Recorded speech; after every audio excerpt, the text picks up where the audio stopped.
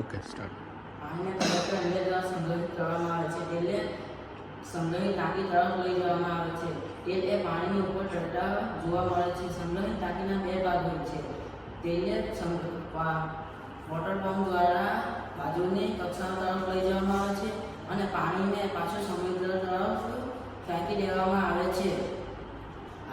RC બોટને wireless રીતે નિયંત્રિત કરવા માટે આરસી રિમોટનો ઉપયોગ કરવામાં આવે છે. ડીસી મોટરને ઉપયોગ લેવા માટે માઇક્રો કંટ્રોલરનો ઉપયોગ કરવામાં આવે છે.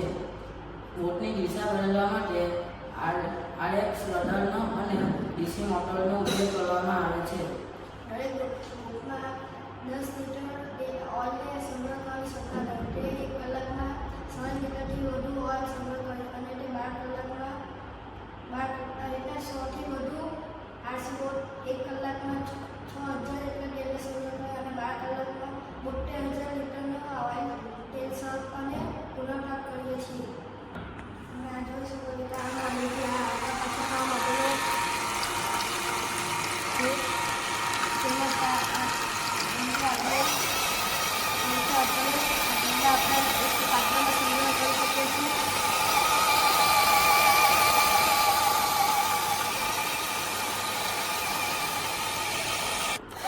તમે જોઈ શકો છો કે આ ઓઇલના પાત્રમાં સંગ્રહ થાય છે. કોઈપણ સાધનનો ઉપયોગ કરી શકીએ છીએ.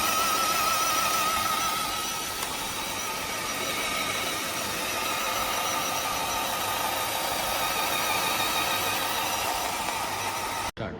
આ રીતે આ મશીનને ઘટાડવાનો એકમાત્ર ઉપાય એ છે કે જ્યારે ઓઇલ સ્પિલ થાય ત્યાં તરત જ પહોંચી જવું.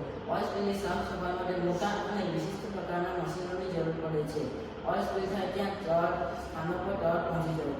ઓઇલ સ્પિલની સાફ સફાઈમાં મોટા અને વિશિષ્ટ મશીનરીઓ ચાલતા હોય ત્યાં આગ લાગવાની પણ સંભાવના બને છે. સારું અને પાણીમાંથી તેલને અલગ કરવા માટે ઓઇલ સ્ટીમર તરીકે કરતા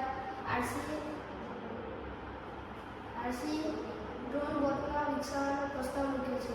આ આરસી ડ્રોનમાં સૌને એક સાથે કામ કરે તો તે તેલના સ્લિપને છુટકાવી શકે અને ફેલાતા તેલને પુનઃપ્રાપ્ત કરવામાં સક્ષમ થાય. આરસી ડ્રોન બોટમાં ડીસી મોટર પ્રોપેન સિસ્ટમ દ્વારા 2x રડાર સાથે નિયંત્રિત કરવામાં આવે છે અને જેમાં તે બોટ ચલાવનારને આરસી રિમોટ ઉપયોગ કરે છે. RC drone on-board oil system steamer માટે સંકલિત છે. તે તેલને પાણીમાંથી છૂટું પાડે છે અને તેને